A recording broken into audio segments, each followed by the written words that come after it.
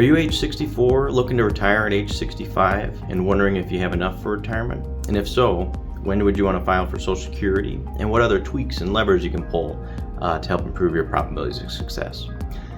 Today we're going to talk about a case study of just that and show you some of the ideas that you can incorporate for your retirement planning and some of the levers you can pull to help improve the probability of success for you and your family. So with that, let's go ahead and dive in.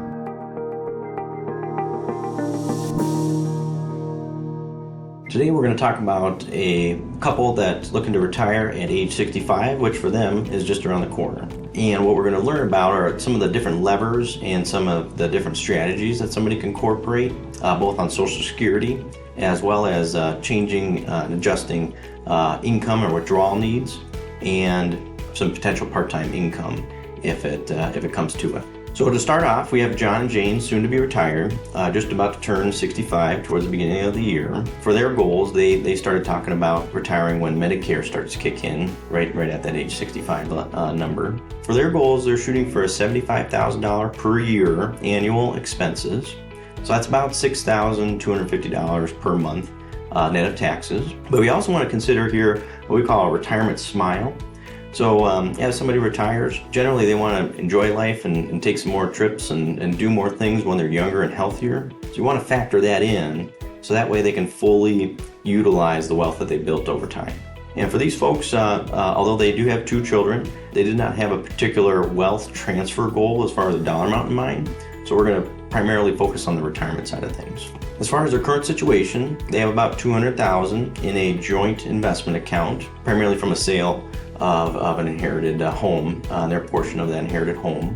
They also have $250,000 each in traditional IRA, and then Jane has a Roth IRA of $50,000, total of $750,000. For their income and their Social Security, we are estimating that John, at his full retirement age, which is age 67, would receive a benefit of around $25,000 per year, while Jane would receive an income benefit of $30,000 a year, again at their full retirement age, which is 67. We're going to start off with our baseline probability of success of delaying that Social Security, which allows that Social Security benefit to grow every year that we wait. And then we're going to start peeling back and pulling a couple different levers to find the right plan for the clients. So here's the wealth path that we project here, assuming a conservative growth portfolio, annualized return around 6% per year. As you can see, we're drawing down assets to help sustain their lifestyle and their retirement expenses while we're waiting for Social Security to kick in the later part of the years. Once the Social Security benefit does max out, we start filing for Social Security.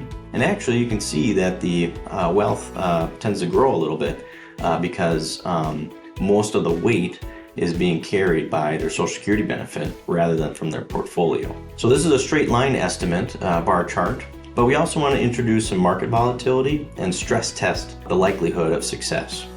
And for that, we use what's called a Monte Carlo simulation.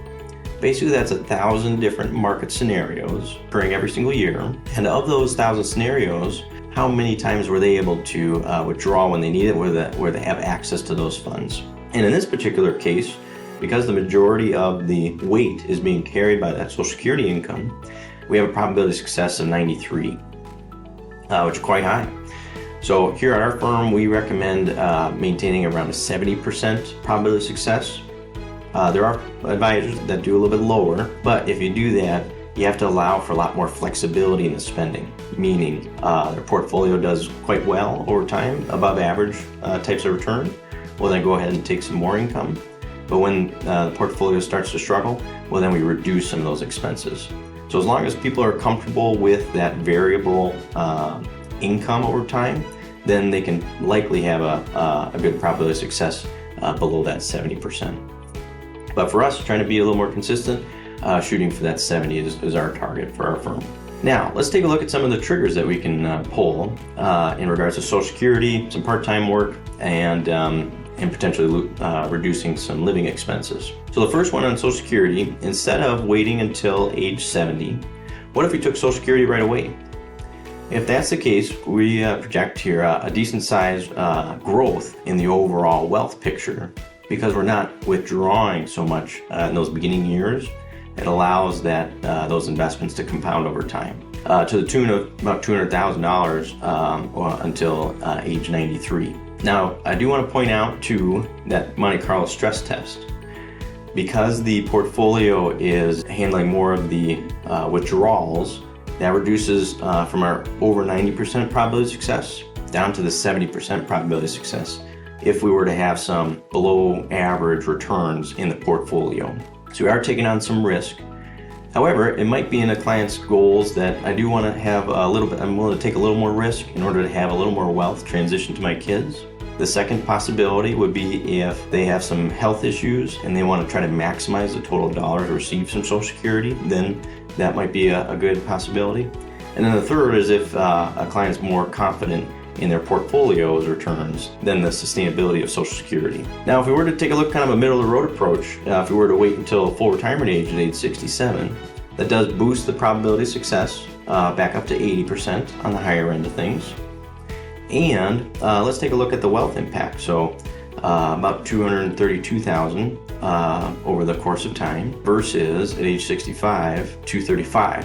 So not a whole lot of difference as far as the overall wealth transfer over to the children, but it does increase that probability of success on that Monte Carlo simulation by 10%. So that's a sizable jump here in the security of the plan. The other thing I want to show is what if we were to reduce our living expenses from $75,000 a year to $70,000. That also would help reduce the withdrawals or the weight of the portfolio, or the withdrawals from the portfolio, allowing that to grow some more. And then we can also take a look at what the impact of part-time work. So if a family friend needs some help from time to time and they enjoy doing the work, well, that could have also a sizable impact. Just doing something you enjoy, getting paid for it, and having a little bit more money to enjoy your retirement with. And if we clicked all those buttons, that could be a pretty sizable difference, almost a double, as far as the impact of those different tweaks that can be made when we're looking at the wealth transfer over to the kids. So I hope you enjoyed that and found some ideas helpful as far as different levers that you can pull, different ideas that you can incorporate for your retirement. And if you did find it helpful, please go ahead and like, subscribe, and hit that notification button. Thank you so much.